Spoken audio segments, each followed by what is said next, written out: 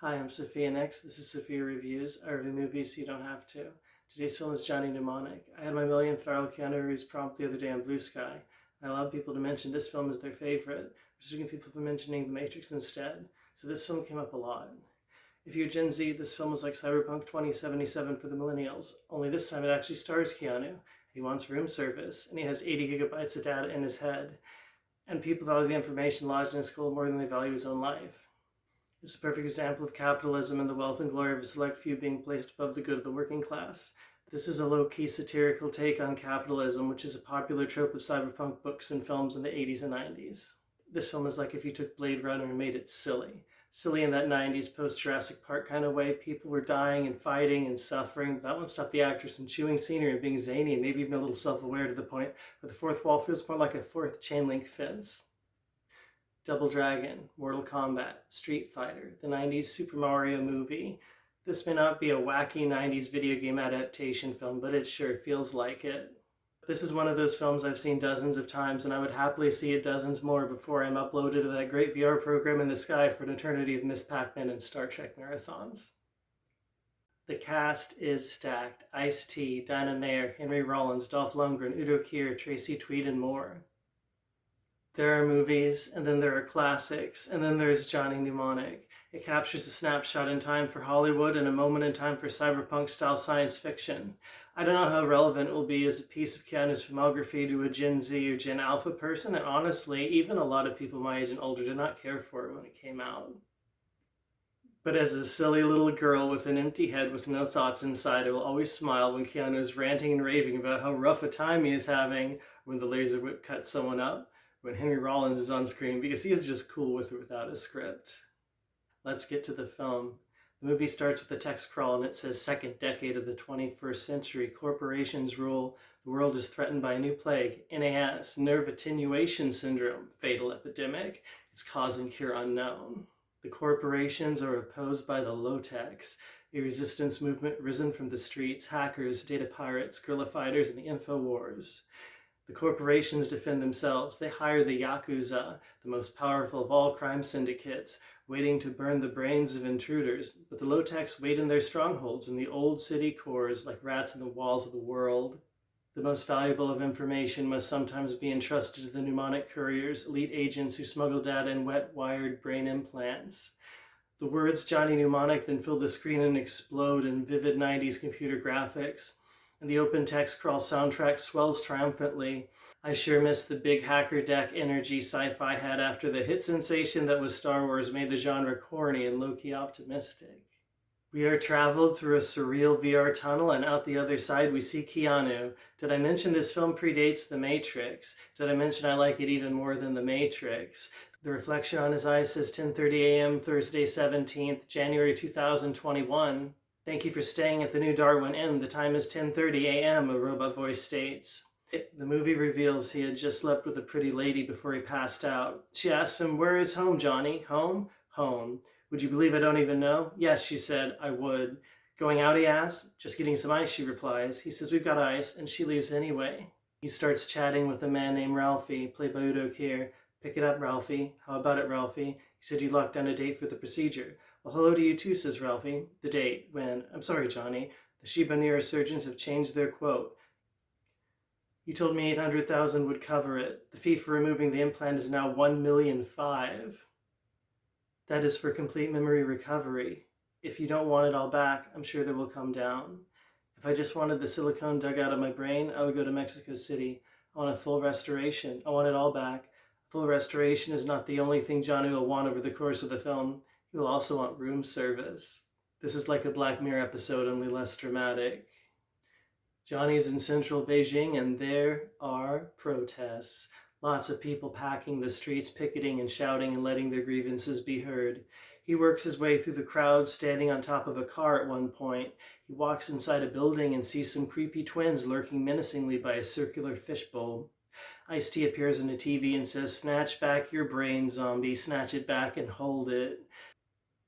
Johnny activates a memory doubler, which is like swapping a 6-inch dildo for a giant footlong. A much snugger fit, but not impossible. As he walks into a room, people hold up their guns. He holds up the suitcase and says, "Double cheese and anchovies." They say he's late and he agrees. He says they don't look like the kind of people he usually works for. Johnny Mnemonic puts on a VR mask and says, "Hit me like a sassy bottom." He sees clips of old anime and VR future tunnels flash before his eyes as the data is stored in his head. The access code, they say, and the two images are printed out. One is a red and yellow superhero, the other looks like AI slob. Destroy the original, fax the images to the network. Johnny goes to the bathroom and his nose is bleeding. He does Tai Chi to center himself. This is a clean, sterile, capitalist future where everything is nice and clean and everyone is priced out of existence. People start shooting up the place and it is loud. Johnny swings a lead pipe and an intruder whips a laser whip, slicing a statue in half, but Johnny gets the image code that was faxed, and this is exactly like crypto art, only actually cool. Get him, the goon boss shouts, and they make chase. One of the hackers grabs the image code and one of the intruders slices his fingies off with a laser whip, turning them to chicken nuggets. They scan Johnny at the airport and they detect an implant. Scanning dyslexia prosthesis implant, government approved. Warning, detected synaptic seepage, neural failure within 24 hours. Seek medical attention immediately. Welcome to Newark. Cut to a yuppified tower called Pharmacon. The top floor is like an ancient Buddhist temple, complete with spring of tranquility, bamboo trees and shoji. An older Asian gentleman sits behind a desk and I fight back the urge to say, "Damn the Shinra." Jane and Spider roll up in the club. Jane is a cyberpunk mercenary with her hair in a bun, pale foundation, and lots of orange blush on her cheeks. She wears a silver top that is almost like chainmail. Maybe it is chainmail. Spider wears a pea green coat and just looks and acts a lot like Henry Rollins because that is who plays the character. "Spider, I need some work. About these episodes you've been having. I want you to get back to the shop for some tests. Hey, are you listening?" She says, "No more playing doctor, remember?" "Oh, that's not what I meant," he replies. "Look at them," Jane says, looking at a couple bodyguard girls protecting Ralphie. "They must be the oldest bodyguards in town. I'm twice as fast as they are." "I'm not worried about your speed. I'm worried about your nervous system, especially if you want to keep doing bodyguard work." She tells Ralphie his hired muscle is aging on him, but then it is revealed that her hand shakes and she can't hold it still. The cybernetics reflect drug abuse with meth or similar drugs. Ralphie offers to make her a sex worker, but this is an American future where violence is virtuous and sex work is degrading and beneath her, and the offer is refused. Johnny meets the Low-Techs, led by J-Bone, played by Ice-T. The Low-Techs help him take care of some goons that are after the data in his head. Johnny has the world's biggest coat and his shoulders look massive in it. J-Bone says he runs Heaven, the Low-Tech HQ, and points to a broken down bridge where they're holed up. Johnny confronts Ralphie, who tried to double-cross him and kill him for his data, which was the bind the Low-Techs had helped him out of in the previous scene. Johnny calls Ralphie a lying sack of shit. The doc wants him dead for his data, tells him these days dead men can't tell tales. Jane drops through the roof and saves the day. The doc slices Ralphie into bits with a laser whip. The bit with the laser whip is really cool. I remember rewinding the VHS tape of this in the 90s and being like, oh wow, look at him sliced into ribbons like an anime by that laser whip. This movie is so cool. It goes so hard. Johnny says he has to get online, and Jane says he owes her 50 grand. He tries to avoid paying her, and she says he's on him till she gets paid. He explains he can carry 80 gigs of data in his head, 160 with the doubler, but someone put a lot more data than that in his head. Damn, they must have installed Call of Duty. Jane hung with the Low-Techs when she was a kid. Johnny says he had to erase his childhood to make room for the hard drive in his skull. Johnny says, I want to get out of this rat hole. I want to get online. I need a computer. And this is some delicious ham, and I say that as a vegetarian. This is not spam. This is high-grade hog, sliced to perfection, comedic bacon. So he gets online, and it's a 3D computer-animated 90s aesthetic virtual reality depiction of the internet. It is the sort of thing I half expected to be real someday back when this film came out. It's wildly impractical and all fluff, like something Zuckerberg would come up with. So Dolph Lundgren plays the street preacher. This character is so cool. He's like if Jesus was a cyberpunk street merc with a big knife. Crocodile Dundee meets Christ. Jack the Ripper on the cross. Jason Voorhees with long hair and a robe. Johnny says Jane has the black shakes and she's sidelined after she starts convulsing. Johnny takes Jane to Spider. Spider treats her and kisses the boo-boo. He verifies that she has the black shakes. Spider says it's just a myth that ant jobs cause the black shapes. He says technology causes it. Information overload causes it. All the electronics around you poisoning the airwaves. Technological effing civilization. But we still have all this shit because we can't live without it. Rollins is really cool in this role. He was easily one of the cooler and more interesting celebrities in the 1990s, which is saying a lot. Many scenes in the film are legitimately great, and this is one of them.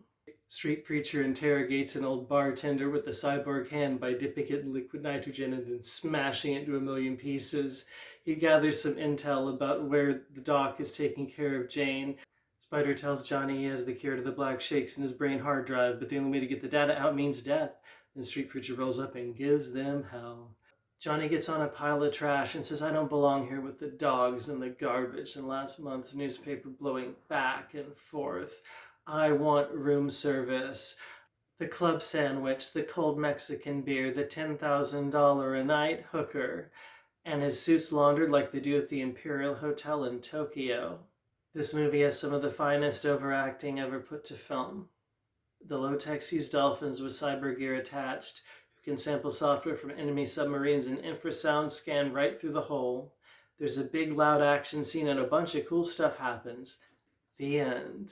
Johnny Mnemonic remains a perfect slice of 90s cinema frozen in time. It's a decade where a film could bounce nimbly between humor and drama over and over in a manner equal parts entertaining and satisfying. This film is not going to win the Oscar for Film of the Year. It didn't have to. It's a damn good amusement park ride.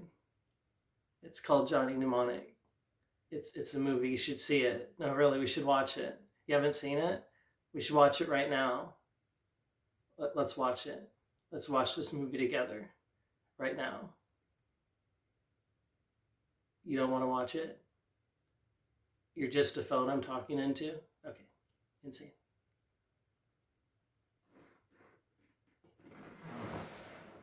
This film has some of the finest overacting ever put to film. I said film twice. It's okay. And this guy probably eats ice cubes. I don't know why I added that. It just made sense at the time to speculate that Street Preacher enjoys eating ice cubes. Maybe because he dipped the cyborg hand into the liquid nitrogen and smashed it. And that reminded me of ice cubes at the time.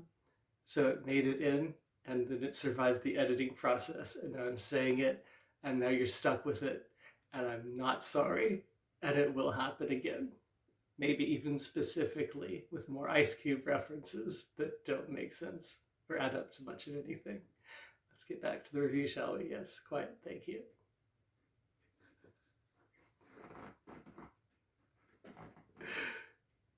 See, you put water in like a little tray, and you put that in the freezer, and it freezes. And little cubes of ice that are known as ice cubes.